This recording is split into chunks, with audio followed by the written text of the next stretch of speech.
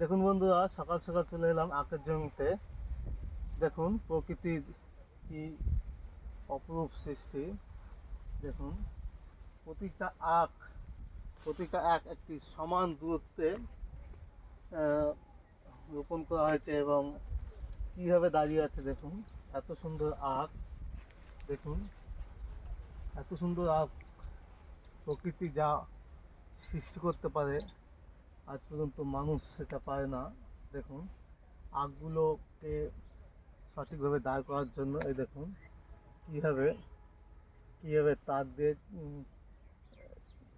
বেঁধে রাখা হয়েছে, যাতে প্রকৃতিতে সৃষ্টি, মনুষ্য সৃষ্টি আখ, মানুষ সব কিছুই পারে।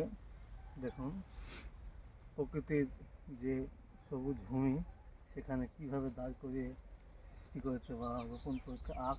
দেখুন আখের শাড়িগুলো এত সুন্দরভাবে দেওয়া হয়েছে। দেখুন এই ভিতরটা দেখুন কী সুন্দর।